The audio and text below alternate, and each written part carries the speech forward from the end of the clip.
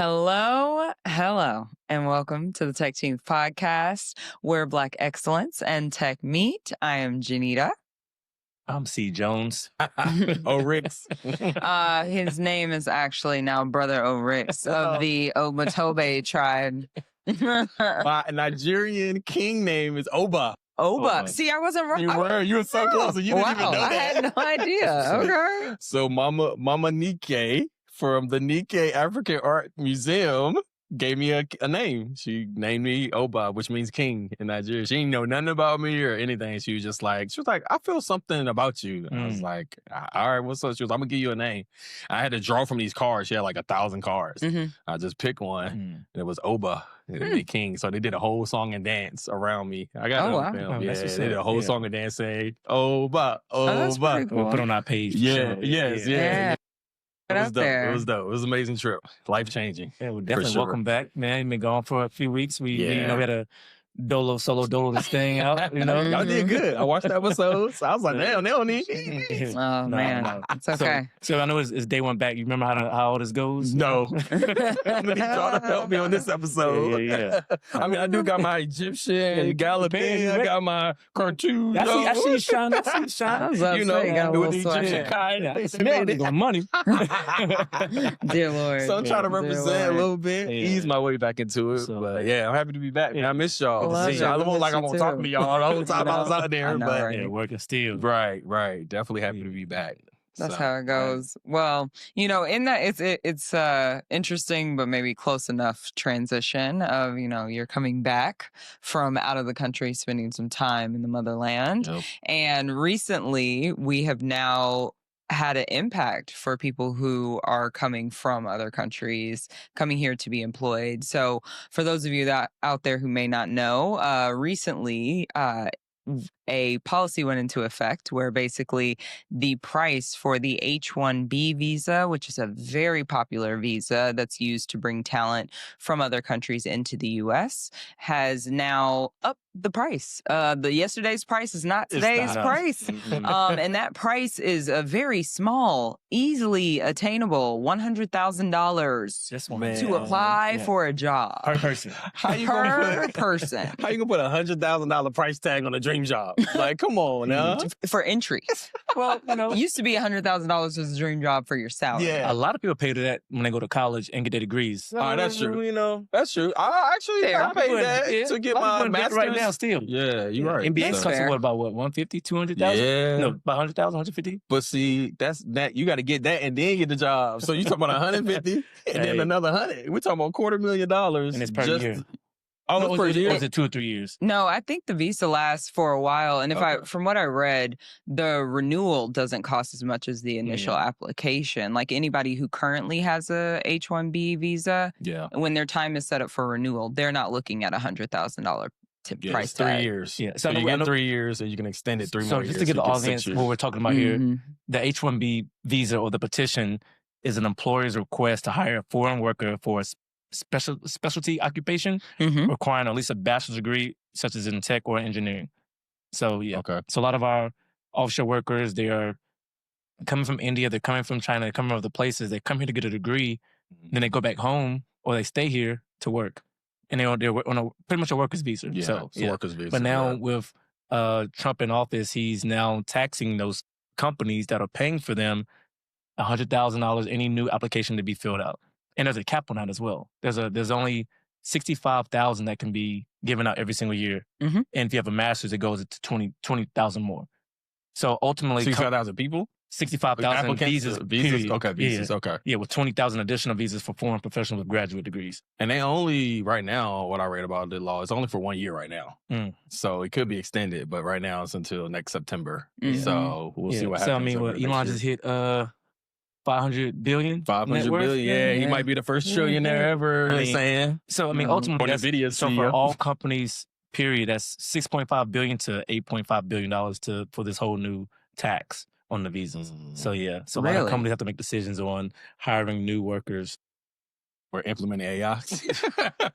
Yeah, That's where they're going with it. They're like, why would I spend $100K on a worker when I can spend $100K on a LLM? That, or depending on where their prime talent is looking to actually set up a center in another country, if it's gonna potentially save in the long run. Yeah, you think that means, so you think there'll be a lot more offshore resources being leveraged then, right? Potentially, Yeah, because if I know that, then it's like, okay, especially if we're looking at another currency that probably is more advantageous as far as like the rates, the conversion rates. It's like, well, why not? That's true. But those individuals are already working here, so they're pouring back into the economy as well. It's not like they're not paying taxes or paying rent or driving, eating food. Like, they are part of the economy as well. 1000%. So if they're not working here and that money, again, it's going to end up back here some kind of way, one way or another. I mean, they're framing it as they're trying to protect U.S. workers,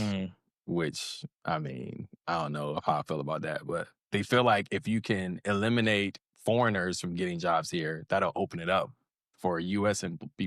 U.S. Americans to get jobs instead of hiring others. So to a certain degree, right? And I think that this is where, one, I just hate the way that like the political parties have become, where it's like, if you agree with some Republican view, now you're a racist, or, it's just certain things like that I don't agree with. And I hate how polarizing politics has become, because to a certain extent, right, as an American, you kind of do say, yeah, it would be great to have a cap on that, right? It would be great to make sure that we actually have a cap on people who are not maybe from the country, so we can maximize the competition, right? That's one thought. But then it's also different to force people who are in a global company situation, right? Where I think that that's where it's an interesting line to draw of like, okay, if you're an American company that your whole audience is just in America, maybe you should really consider hiring American folks only. But if you're a global like tech company, to then limit your talent to only one place, that is where things start to get to feel a little more like dictatorish, like versus, or dictatorship. And leaders need to work together, right? We have all these offsites, so we have people coming from all over the world. They're coming for just a short duration or a set duration, but it's necessary for us to get together to have those ideas, and also the diversity of ideas too. That's the biggest thing about not just being an American or being Black or being white, is having diverse views on how we work, what's a business plan or a solution to move forward around this innovation that we're having. So that's my issue with eliminating DEI, because a lot of people think it's like just about eliminating Black people from. No, it's diversity of thought is way more valuable than whatever your skin color is, right? 1000%. A lot more insights based on where we grew up, how we, our lives. So bringing that thought to the table and having a bunch of people having different thoughts, it comes up with brilliant ideas. That's how we got where we are today. Right. So, but to your point, like what you were saying, how it's going to impact tech and startups, right? So like it's gonna have a huge impact on global companies, especially tech, because tech leverage a lot of foreign employees. So like, how do we feel about that?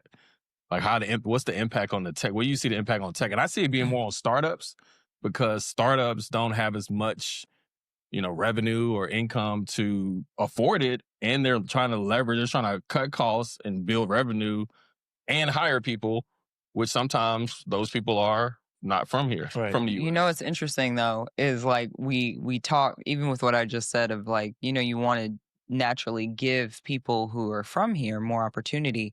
But I always love when we have these things come out and you don't get the additional supporting stats. Like, how many people in the US actually don't have a job that are in these roles?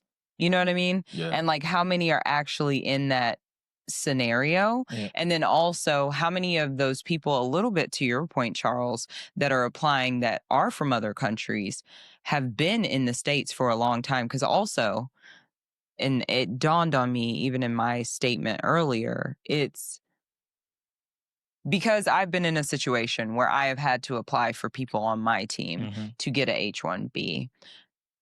the people that I'm thinking of, they went to school here. Like they got their college degree here. They got their master's here. Some of them went to high school here. So they've lived here for a while. But the thing that people also forget is it's not easy, right, to get a green card or to even get U.S. citizenship. Right. And so you're still even, I think sometimes people assume, and I was just ignorant, or I was a person that kind of fell to that when we started this pod, and my brain is finally reconfiguring to really like, this isn't just people who are now, oh, you got the job, let's move you from this foreign company to the U.S. Most of them have lived here for a while, and it's just their way, or they were on like some sort of school visa, some sort of education visa, and they have about a year before it's like, okay, they gotta go back home. Now what are you going to do? And a lot of times too, these are actually people who have already worked at companies sometimes and now have moved into a role where they can be sponsored.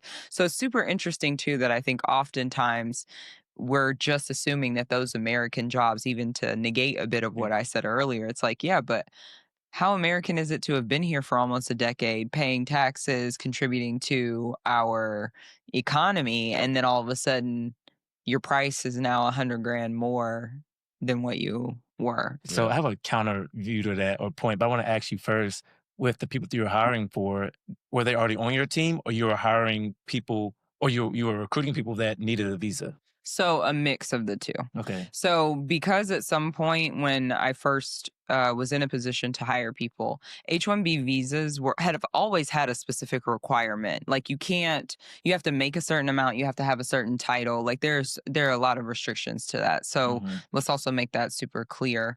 But in that process, I had people who were just coming out of grad school. So their H-1B visa or shouldn't say their H-1B visa because that's not what they had, but their existing visa, they may have like an extra year after their education before it actually, or some months, right? And so they would already be working for us. Oh, and then it's, hey, either you guys help and sponsor my visa or potentially find me a job in another country that we have. So a lot of people would end up having to get moved to Amsterdam if we weren't able to get their visa renewed because, well, I mean, you say it's dope, but again, imagine if you've lived and formed a life, you have a partner, all of these things here. And then because you're unable to afford it, because even before this price tag, most people couldn't afford the lawyers, the process, because it's not like you can just write down all your information on an application. But where I'm going with this is the entire pool that you have to select people from, you guys made a conscious decision to hire those individuals because they were good at their jobs. Was the pool with other Americans that are already there that could have applied for that job and been just as good as those individuals you had? Well, yes and no. So this, again, is great example because we were such a small startup at the time. We didn't have the foresight to be like, are you here on a visa? It was just, we're hiring people who are here. They're proving that they're getting mail at this location. So they live here. It wasn't that deep until we had so many people who were coming up on visas. And then that did, just to finish answering, then we did put that basically if you were here on a visa, we would not be able to employ you or if you were seeking an H-1B visa, that we couldn't. So I led us down this path because being on the opposite side of that, and that's what I said about the talent pool. So when we were in college, the recession hit, right? So I remember going to college career fairs, especially, and I went to NC State. So, one of the top engineering schools in the South, in the Southeast for my particular program. Companies were coming, but they weren't hiring anybody. We just wanted to meet you guys, see who you are. We're not going to give any offers out. But there were only a few companies, and we went to school with a lot of foreigners, especially engineering. We had one of the most diverse universities in North Carolina. I think it was number one. It's a few blacks there, a lot of whites, a lot of Indians, a lot of Asians. So going to certain companies, it would be 200 people in this line, all Asian or all Indian, because they were the only ones that were offering visas. So it's like, I want to go over here too, but I have 100 companies to choose from. They have 2 or 3. Right. So now if I want to commit to this big company, I'm like, they have a name, I'm like, I'm not about to stand for 2 hours because literally there's 300, 400 people in this line. We didn't talk to 2 recruiters. So a lot of times I think to this case, that's why I'm kind of 50-50 on this one because it does take away a lot of access to students come out of school every single year here. They're paying for this money. They're getting their degrees, the graduate degrees. And now they're also fighting foreigners as well. So that's why I'm like, I'm 50-50 on this whole situation. And I mean, to that point, right? There are also, it's not even the students, it's people who are well into their careers who might be trying to switch roles, going to another company. Now they can no longer go to the other company because that visa's not guaranteed. Platform. Oh, that's different. Yeah. Like, so your career, like mobility is affected for even experienced employees. You really stuck. Because you stuck because you can't switch jobs. They like, no, we're not. A lot of a lot of companies in Silicon Valley already put a pause on any H-1B visa applications and anybody transferring over to their company. So it's affecting students, new hires, experienced professionals, people who might be getting ready to retire might be affected too. It's impacting a lot of people. A whole lot. But you know, it's interesting, even with your statement, that I have these moments where it's like things teeter with my thoughts and like, where do I really stand with this? Because I start thinking about other scenarios. And even to your point where it's like, okay, I don't want to do this because I'm fighting all of these foreigners. And it's like, you know, even the argument about having jobs for Americans versus others and like, oh, are we just giving jobs away? It just sounds so akin to the thought of, oh Lord, and the word just escaped my mind, when they used to say that this law was the reason why Black people got jobs and we were taking jobs from them. Oh, affirmative action? Yes, affirmative action. Yes. And I get a little like, is this very similar to us assuming, what happens if all of those foreigners just are better?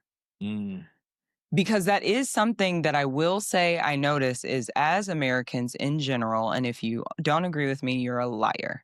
We are entitled, all of us, We are. in a different way than people from other countries that are not, that don't experience the same thing that we do. I ain't gonna hold you. No, I would Just coming back from Africa, I would agree with that. Well, I'm saying, in the workspace though? No, yes. That's And what hear me, you- yes, man. no, but hear me out, because now, right, as Americans, a lot of us have, oh, I'm burnt out.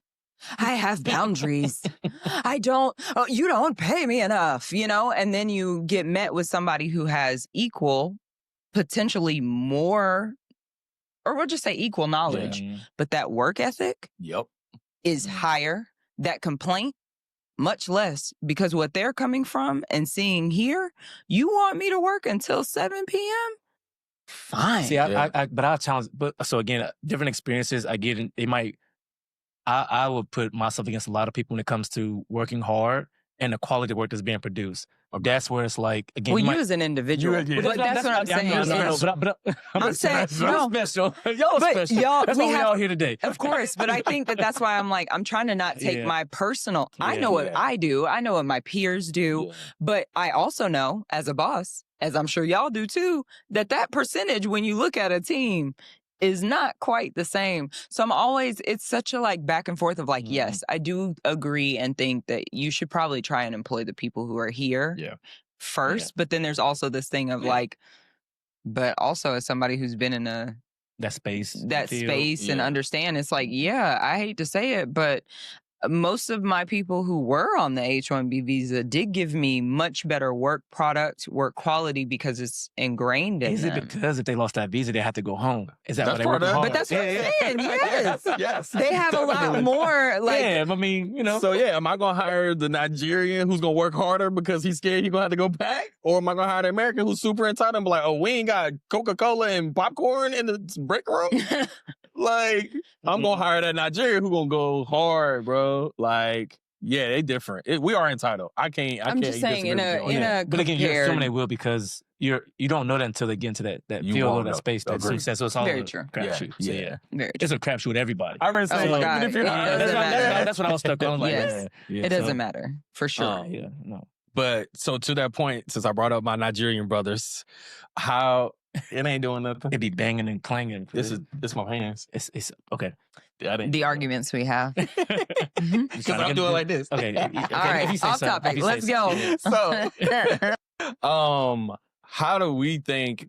Forget the Asians. How is it going to affect our people, the Blacks, the Africans, the Caribbeans, the South Americans, the Nigerians. Yeah, exactly. My people, 30% Nigerian here. Lord. My people. Goes to Nigeria once. How they gonna get? I feel like they're gonna be the first. Like they probably still. I feel like tech companies are still gonna be like, well, I'm gonna go ahead and rock with these Asians who I know gonna get it done, versus somebody who might be of a darker tone. See, who they'll have this negative connotation that they don't work hard. I don't agree with that. Yeah, I don't. I think that it would be. It will affect us in a different way in my mind, which goes back to more of offshore. Which also could be different now because Africa's getting much more attention. People are finally coming around to realizing it's not just people playing in dirt and with big bellies out there. Like there's a lot of intelligence. They need some more infrastructure. But decades later, we've been doing offshore Asia for 30 years. But it's increasing now though. Even I say even my company, we are building offshore resources in Costa Rica now. Oh, wow. And not just India, it's other places as well. So now it's just they're looking at building out these data centers, these tech ecosystems in other countries, other cities. Yeah. It's not just American. I've been saying Portugal, I've been saying Brazil. Like you can hire people for $10 an hour and they just as smart and just as so that's the thing though able to get the job done. I would say we might see an issue with is that people are choosing though, even in the list that you guys said, those aren't still places where brown people live, or black people. Maybe I should say that because there are right. Exactly. Yeah. And so there are still, to your point, I think it just will be in a different type of way versus it being like we don't want them. I actually don't think that would be it. I feel like it would be more, well, fine, then let's take all of our operations to China. Or fine, let's take all of our operations to Manila, where I don't know that people are rushing to say, hey, let me take my stuff to Nigeria, which I don't know if they're wrong. I ain't gonna At hold the you. moment of how it is today, I ain't gonna hold you. it might be, but there could also be better places, to be honest, that they could decide to go on continent, I love my Nigerians, but the lights went out in the airport, so they got to fix their infrastructure before they even do stuff. Like, I'm talking about in the airport and trying to go through passport control. It's dark. Oh, don't get it twisted, bro. I was in Atlanta airport shut down too. So it went black, dark. The workers left. That is different from the lights going out. It was shut down. They couldn't do anything. So well, it's different because they have rolling blackouts. Yeah, I'm talking about every day. Like I can't hire a Nigerian. Like I'm not saying I wouldn't, but I wouldn't hire a Nigerian knowing that every day for 5 to 30 minutes throughout every hour they can't get on. Yeah, it's everywhere all day. Every day. That's on bad. the continent. So it's known to have like blackouts. Intangibles that you don't think about when you're hiring offshore. Like, are they gonna have power to work on their computers? Their Wi-Fi gonna work? Like, it's just little things like that some of our countries aren't there yet. But I think it's gonna affect us even more than we think. It's gonna affect a lot of people all over the world. I think the offshore piece is gonna be where it really picks up steam. There's gonna be a lot of offshore employees and hires. Which it's already been that way. We've been in consulting companies, tech companies. They all have offshore resources, so it's nothing new. I think it's just going to pick up steam now. Instead of hiring U.S.-based resources, we're going to But I will say, offshore. It's not as easy as we think it is to hire offshore, though. We've realized that. True. So depending on what cities they live in, and I've been to, New Delhi. I've seen, Bangalore and Chennai.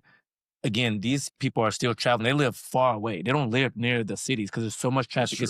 We can put them out Atlanta traffic, LA traffic. Oh, go over there. Never. There's billions of people trying to get to somewhere every day. There's not even lanes. Right. They don't even have stoplights. Yeah. They just go. And they got these little individual cars. They skirting through traffic, and it's wild. So I still think there's a talent gap. No matter where you go, these companies just can't say, okay, we're gonna move everything offshore. Now that is not the case. It would take them 20 years to get there.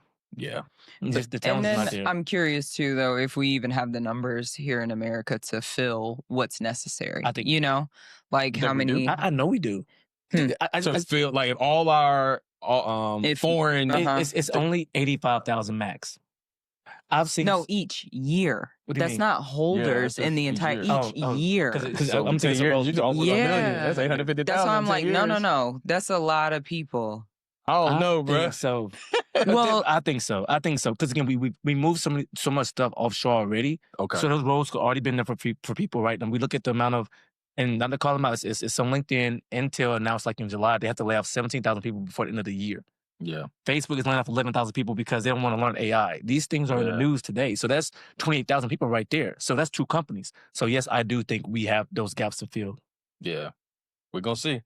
I mean, that brings us and to our... we got kids coming out of college every single year. Yeah.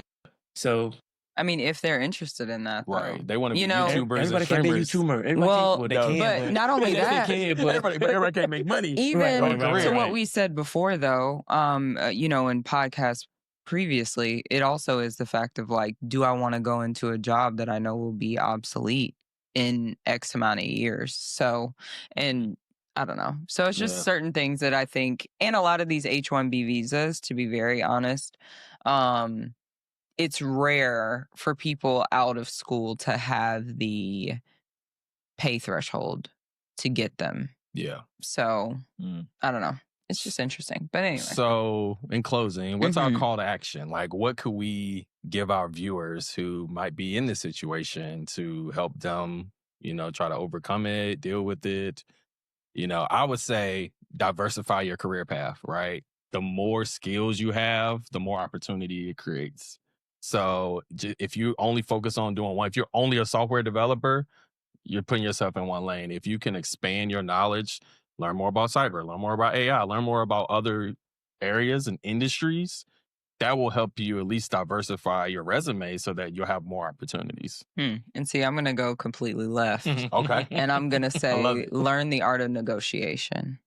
So I would say to them, as they have job offers, see if there are ways, comparable things. So like, for instance, I know, you know, a lot of companies have stock options and they might offer you some ownership. Might be good to say, hey, I'll take that in X amount of years, or try and do some calculations to say, okay, you're giving me this amount in stocks. How about I forego that for the first however many years so you can get a visa, you know, sponsored, or seeing just different negotiation tactics to get the job that you want, but also have the residency that you would like, and, you know, be able to work in the climate that you want to work in. Yeah. Yeah, I got another one too. Like we work better and it's more impactful together, right? So there are a lot of people this is going to impact, as we've stated. Come together, call those lawmakers, go to those places where you could try to impact, have no change. So I would say definitely try to come together with people who are affected by this, just like you, and see how you can start small in your local communities. Maybe there are some small business owners that are like, all right, we can hire some people, we can give them jobs. Y'all might not be making $250,000, right? But you'll still be here in the U.S. and employed. So come together. Look what we've done with Target. You know, look at what we've done with different companies where we stop spending our money and come together as one. Yeah, I think they could come together as one. Yeah. Or even pivoting, pivoting to other visa options like the O1 or the E1B, also looking into other visas that may help you in the same way, even if it looks a little different. I personally do feel like this will pass. I just think we have to wait for, you know, Trump to get out of office. But once this passes, you know, these lawmakers, again, I think that was a really good point you made. Go out here and vote with these midterms and put the right people in office to again, continue creating diversity in the country. You know, Atlanta is standing strong on certain things, certain policies.